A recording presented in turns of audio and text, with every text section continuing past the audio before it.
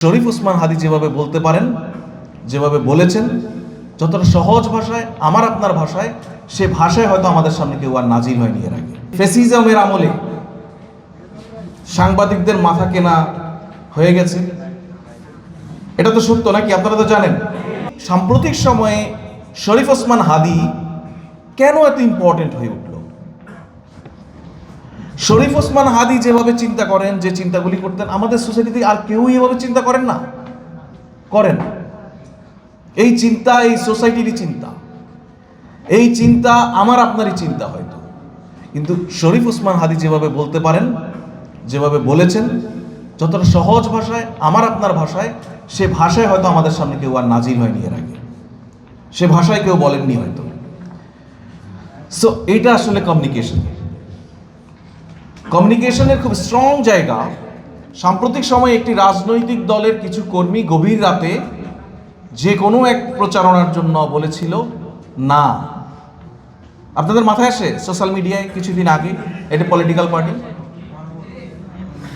না বলেছিল না? সো না, গণভোটকে তারা না বলেনি।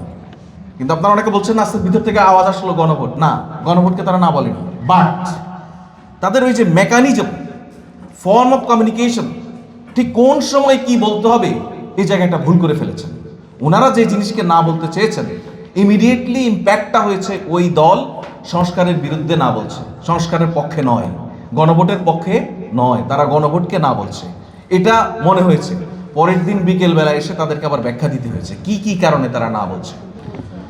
সুতরাং কমিউনিকেশনের বিপর্যয় ঘটলে কত বড় ক্ষতি হতে পারে বুঝতে পারছেন? আপনাদের এখানে বসেও কিছু মানুষ এখনো বলছেন গণভোট, তার মানে মাথায় ঢুকে গেছে ওই দল গণভোটে না দিবে, ওই দল সংস্কারের বিরুদ্ধে না, এরকম একটা ভাইব মানুষের মধ্যে তৈরি হয়েছে না? সুতরাং রাতের বেলায় তারা ভুল করেছেন। এই ভুলটাকে বলে কমিউনিকেশনের ডিসরাপশন। এটা কখনো কখনো ভয়ঙ্কর ক্ষতির কারণ হতে পারে, ভয়ঙ্কর। এটা একটা রাজনৈতিক দলকে নির্বাচনে পরাজয় নিশ্চিত করে দিতে পারে যদি কমিউনিকেশনে ভুল হয়। সুতরাং আপনি যদি কমিউনিকেশন এক্সপার্ট হয়ে উঠতে পারেন, আপনি এই জায়গায় বিশাল ভূমিকা রাখার সুযোগ পাবেন। আমি যে ফ্যাসিজমের আমলে সাংবাদিকদের মাথা কেনা হয়ে গেছে, এটা তো সত্য নাকি? আপনারা তো জানেন।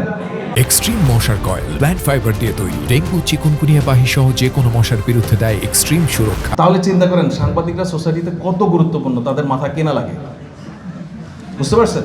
মানে বাদ দেন না, আপনি মানে অনেক আইডিয়াল কথাবার্তা হয় আসলে ক্যারিয়ার নিয়ে কথা বলতে গেলে, কিন্তু আপনি প্রফেশন হিসেবে যে জিনিসটাকে নিয়ে চিন্তা করছেন, সেটার প্রভাব সোসাইটিতে কি লেভেলে আছে, সেটার গুরুত্ব কি লেভেলে আছে।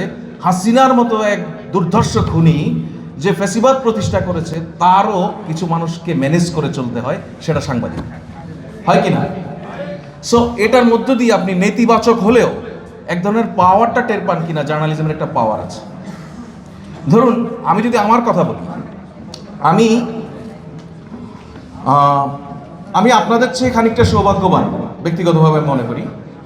আমি জানি না আমার থেকেও সৌভাগ্যবান এখানে কেউ থাকতে পারেন। এই বিবেচনায় যে আমি যে সাংবাদিকতা করব, এই সিদ্ধান্ত নিয়েছিলাম আমি আমার জীবনের যখন ক্লাস 9-এ পড়ি তখন। আপনারা তো ইন্টারমিডিয়েট পরীক্ষা দিয়ে বা পাশ করে ওই পর্যায়ের মানুষেরা এখানে এসে একটা সিদ্ধান্ত নেওয়ার জন্য বসেছেন। তো ব্যক্তিগতভাবে মনে করি যে আপনি ঠিক কী করতে চান, এই সিদ্ধান্তটা আপনি যত দ্রুত নিতে পারবেন, আপনার যদি নিজের ক্যাপাসিটি থাকে ফাইন, যদি নিজের ক্যাপাসিটি না থাকে, এই ধরনের প্রতিষ্ঠান থাকে, এই ধরনের সিনিয়ররা থাকে আপনাদেরকে সহযোগিতা করতে পারে, তাহলে তো খুবই ভালো। সেই জায়গা থেকে আপনি অন্তত একটা ডিসিশন নিতে পারবেন যে আপনি কী করতে চান। সেটা আপনি যত দ্রুত ডিসাইড করতে পারবেন, তখন আপনার লক্ষ্যের পথটা তত সহজ হয়ে যাবে।